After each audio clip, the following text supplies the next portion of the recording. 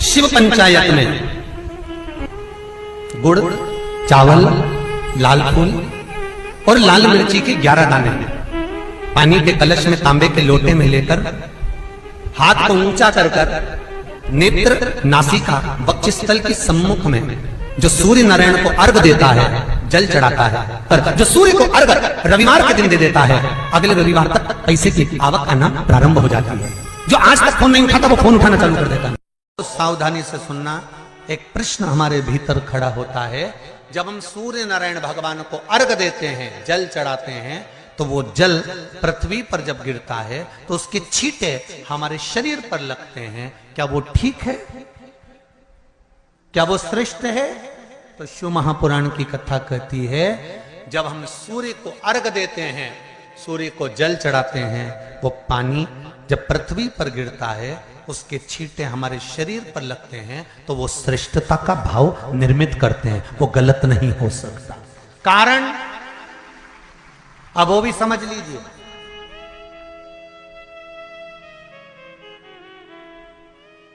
अब सूर्य नारायण भगवान को आप जल चढ़ा रहे हो तो छींटे नहीं लगे, उसके लिए क्या स्टूल पे चढ़ के चढ़ाओगे कि कुर्सी पे चढ़ के चढ़ाओगे? अरे बोलो तो सही। अब कई लोगों के दिमाग में यह बात भरा गई कि हम भगवान को जल चढ़ाते हैं, वो हमारे शरीर में छींटे लगते हैं, जमीन पे से पानी गिरता है, वो हमारे शरीर को छींटे लगते हैं, भगवान को अच्छा नहीं लगता होगा। कौन ने कहा? पहले तो उसको पकड़ के ला।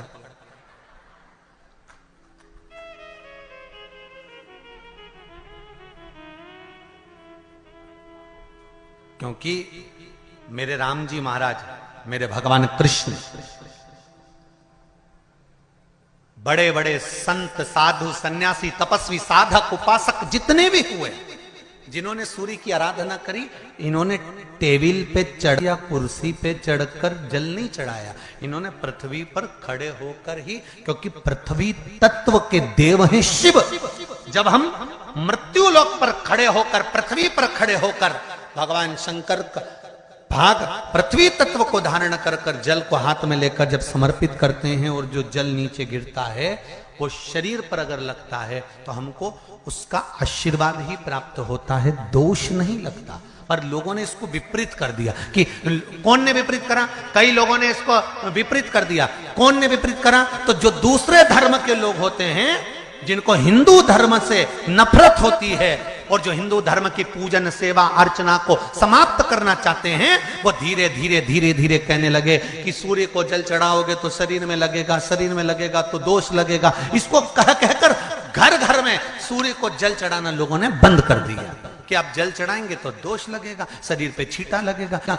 ये दोष नहीं है। कितनी सुंदर बात है महाराज। सूर्य नारायण भगवान को जब जल चढ़ाया जाता है, हाथ सिर से 8 इंच की दूरी पर होना चाहिए। जम के बोलिए, सिर से कितना ऊंचा होना चाहिए? 8 इंच ऊपर अपना हाथ होना चाहिए मस्तक से सूर्य को जल चढ़ाते समय।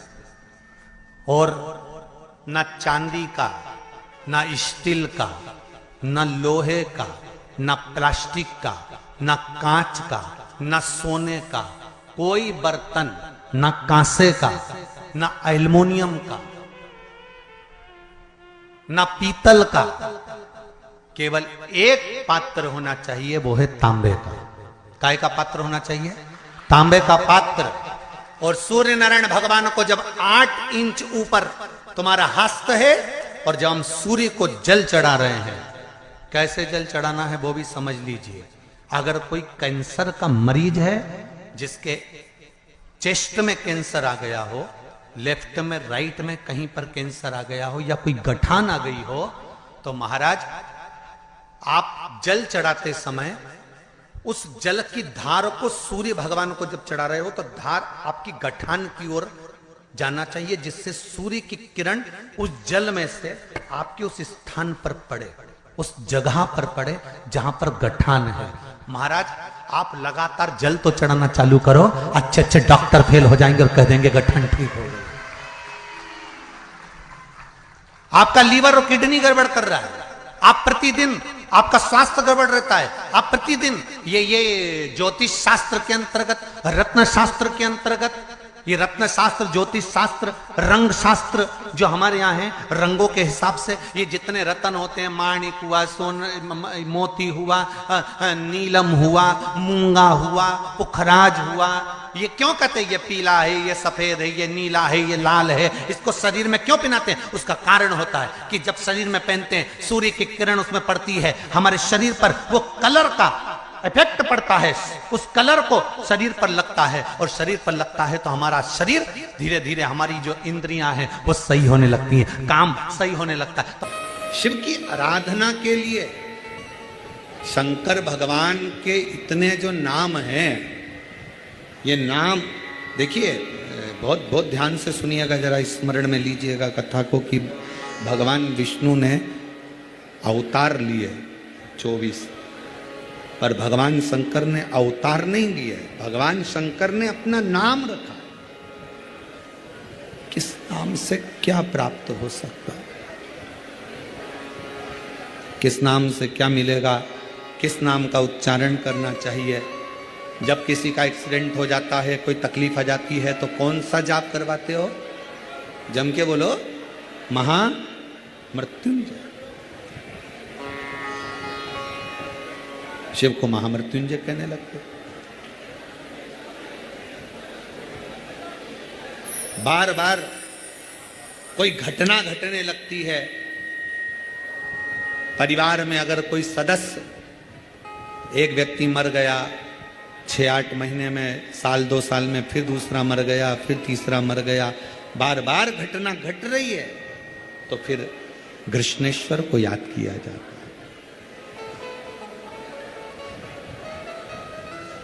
घड़े पर घड़ा और कृष्णेश्वर का नाम लेकर, जब दो, वो घड़ा पे घड़ा, आप लोग इधर राजस्थान में तो ज़्यादा चलता ही है, घड़े पर घड़ा मतलब एक जो लोटा होता है पानी का कलश, उसके ऊपर दूसरा कलश रखा जाता है, और वो दोनों कलश एक साथ लेकर जाते हैं शिव के मंदिर में, एक के ऊपर एक रखा, अलग अलग नहीं, एक के ऊपर एक रखा। वो जिसके घर में घटनाएं ज़्यादा घटती है, बार बार ऐसा लगता है कि एक्सीडेंट हो रहा है, ये गाड़ी तो अभी ली थी, फिर एक्सीडेंट हो गया, फिर हो गया, फिर हो गया, बार बार कोई लड़का बच्चा ऊपर से गिर गया, नीचे से गिर गया, ये हो गया, घटना यदि बार बार घट रही है तो कृष्णेश्वर महादेव का स्मरण कराएं।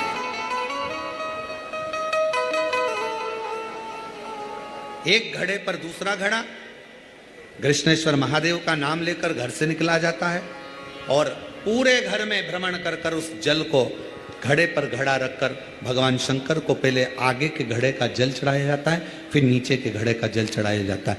एक बार यदि भूलवश भी अगर कोई प्रदोष के दिन या सोमवार की अष्टमी के दिन कृष्णेश्वर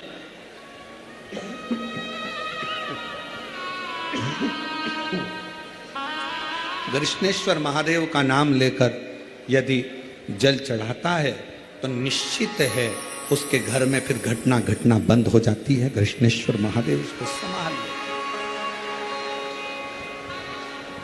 शिव उससे संभाल।